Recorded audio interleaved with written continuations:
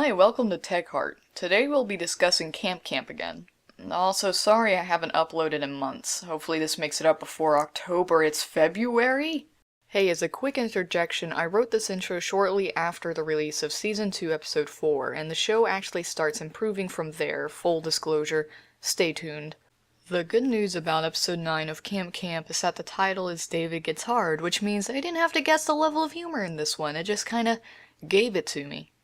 No, you know what? I've been too hard on Camp. After watching Season 2, I realized there are some good qualities of the show. The animation for being in studio, I presume, is amazing. The fact anything gets made at all is amazing. I mean, have you tried making a cartoon? It's pretty damn hard. Like, insanely hard. It can take several weeks just to storyboard an 11-minute bit, even though I'm fairly certain the show is script-driven. The thing is, when I was writing this review, I had the little red bar under the thumbnail saying that I had already seen the whole episode when I had no memory of it at all. And then once David got stabbed in the hand, I remembered that I had watched this episode. I was just running a fever when I first saw it. I get sick a lot. Either way, I was very sick, and I barely remembered anything about the episode except getting annoyed by David's periodic squealing waking me up. You know, there are many lessons that you can learn from Despicable Me 2, including the lesson shouting your dialogue doesn't make the writing better. It just makes it so the sound designer has to lower the gain. Or in Camp's case, the sound designer just leaves it as is. Seriously, whenever I'm putting clips with audio in these reviews, I have to do some editing, and audio is my weakest suit. I literally cannot hear well, which is why I don't mention audio a lot of reviews. And also, when did David go back to being David? Episode 8 he did some growing, and all of that is gone in this episode. Was this supposed to air before 8? Was this episode thrown out, but then the writer had a deadline, so it was dug back out of the trash? Or maybe animation and script writing is really difficult, and sometimes we all take a step back to get over a slump. Oh. Took 9 episodes to learn how to get over a slump. Hey, am I right? Ew. Nobody's here to give me a high five. I'm not even supposed to be in this museum right now. It's just the night guard is really light and I've got deadlines to meet. Man, I just did some rambling. Anyway, episode 9 is about Nerve's problematic childhood. Just kidding, it's about the difference of being tough and being an asshole. That too was a ruse, and it's really about how hitting children is okay, but only if they've been heavily abused. I think. It didn't do the Family Guy / Nostalgia Critic slow zoom plus public domain sad music, so I'm not sure if that was the message it was trying to get across or not. Episode 10, Mindfreakers, is about how selfish Neil can be, and it's actually, as far as building character goes, is actually one of the better for Neil.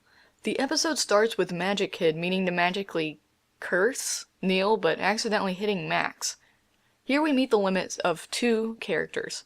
One, as pessimistic Max is and how much he hates the simple things in life like parlor tricks, there is a breaking point where he'll just roll with it. And that breaking point is being mentally and possibly physically scarred. I know that sounds expected, but a lot of times simple comedies like these will ignore limits to make sure that their characters don't break out of their one dimension. 2. Neil reaches his breaking point. Neil, before this episode, hasn't really been established as either curious or selfish, and instead just as science-y. In this episode, however, we learn that he has little to no regard for the well-being of others as he pressures a traumatized Max and nearly kills Nikki in an attempt to learn how Magic Kid performed such a move. 3. We learn a little more about Magic Kid. As a background character, the only information we had gathered on Magic Kid really is that he dislikes other Magic Kid. Now, however, through his pressuring of Neil to admit that he can't explain the magic trick, we learn he has a high sense of pride, which will be played on more in later episodes. Finally, in episode 9, we start to get that character establishment I was talking about in the Hopeful Bunch. It's a little late, it's a lot late, but better late than never. Also, this is nitpicking. It's not part of the review, I just thought I'd take a moment to learn you a thing here. In this shot, it looks a lot like Neil and Max are looking at the camera, which you should try to avoid. Unless you're breaking the fourth wall, you don't want characters to look into the camera as it breaks, well, the fourth wall. It makes the audience remember that they're watching a thing if they were immersed. It works in the intro though because the intro is designed to feel like David is singing to you. Also, either the show has no idea what a cold opening is, or I have no idea what a cold opening is. The entire first act was played before the intro song. As we get further into the episode, it wants to be obvious that Neil is losing it. My biggest problem is that Neil loses it too quickly. The closest thing we have into a descent in madness is Neil losing a night of sleep. By the next day, not only is he acting neurotic, but he has an exaggerated eye twitch with a sound effect as he asks Max a bunch of questions. At this point, Neil has hit rock bottom practically before the intro, so we didn't see it, and the episode would have been heavily improved if it were a slower reaction. For instance, Neil should have obviously lost some sleep and he should still question Max, but he should lose the eye twitch and the math board and gain those later as he continuously fails to explain the magic trick. The main reason this should be slow is because the payoff in this episode is Neil going so far as to nearly kill Nikki in the climax as Magic Kid forces him to admit his hubris, ironically, in order to save her. If Neil starts at rock bottom, there's no build up to this climax, to this payoff. It's like having literally no money for a whole week before your paycheck comes in, versus slowly depreciating your bank account until that sweet, sweet financial security comes back. One of those feels rewarding, and the other makes you feel terrible for having managed your money so poorly that you had to buy 68 cents worth of gas and have a slice of molded over bread to substitute a meal. Moving on to episode 11, it actually had a nice cold opening. It was short, it had low energy, it was short. I think I speak for all of us when I say I don't want to become some fascist militant peon. He does not speak for all of us. No, damn it, I laughed at a Dolph joke. Ugh, this is how my career ends.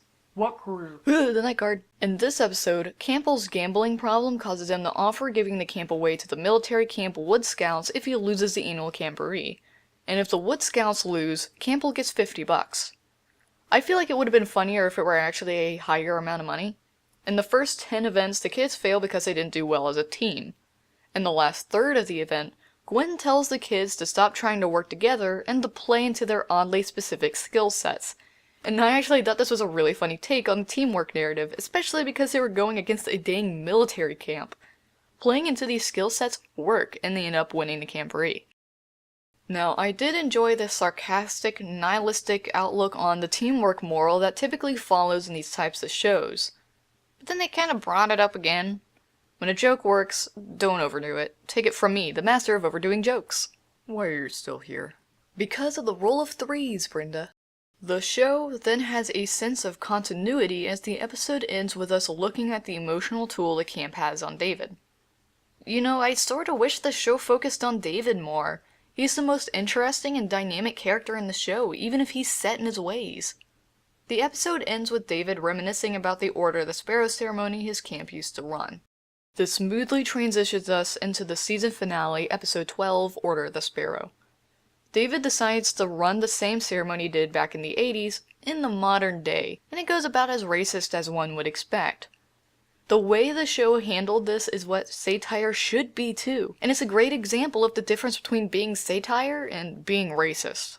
To put it bluntly, satire is supposed to laugh at the ones who are racist enough to put these stereotypes into place. It's not supposed to laugh at the stereotypes. What the joke is in this sequence is that David is being flagrantly racist and fails to see what he's doing as racist. And Neil gets his racist crossed because he has minimal knowledge of what in the hell he's talking about. It satires both extreme misconceptions. David unknowingly being really offensive, and Neil pretending to know about other cultures to appear woke but is unknowingly making matters worse with his confusion. Also, can I say something? This episode has a great conclusion. Like, I know it's gonna all flush down with the second season, and we're gonna pretend like all the growth that occurs in this episode didn't happen, where Max learns that just because he'll never make a difference doesn't mean he should never try, or we learn the root of David's undying motivation, where Gwen takes a step back and sees what her apathy has done to David in the camp.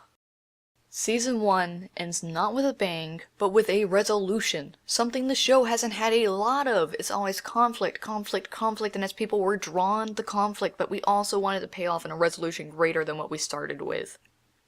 And that is what Order of the Sparrow gives us. I will admit, as frustrated as this show made me, the ending made me emotional. I just wish they had continued this into the next season, but unfortunately they didn't keep this growth for another few episodes yet, which made me wonder if the first few episodes of season 2 were actually supposed to be made before this one. It's likely that the show was destined to be cancelled, so the series wanted to put its best foot forward, then ended up not being cancelled, so they went ahead and produced the 4 extra scripts they had laying around. Guys and gals, it's true. Hey Max, how'd you start a fire with wet wood anyway? I'm not an idiot, David. I used gasoline. Wait, what? Do it again! Do it again! Camp Campbell is the place for me and you. So, yeah. The next 4 episodes of Camp that I'll review are so bad, I originally gave up on the series altogether. But there's a draw with this show. Something cutesy about it.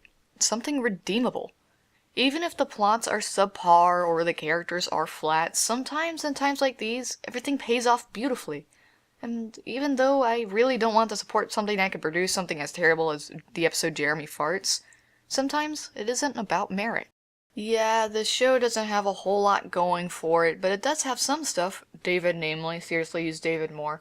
And you know what? Fuck it. I like Camp. Yeah, I hate it. I hate how cheap the jokes are. I hate how offensive it is at times. I hate how close it gets to a payoff, yet most of the time falls a little short. But I also hate everything about Sonic Adventures 2, and you can still catch my ass playing that game sometimes. Why? Because it's fun. As broken as the game is, as terrible as the writing, programming, controls, it's still somehow fun. Same with Camp. It's broken. The writing feels very first draft. It feeds primarily on low-hanging fruit. But you know what? It's fun. And don't let critics like me tell you what is and isn't objectively good or bad, because although I use the terms objectively good or bad a lot, nothing truly is. Thank you for listening to this episode that ended up like 50% rants, and ciao.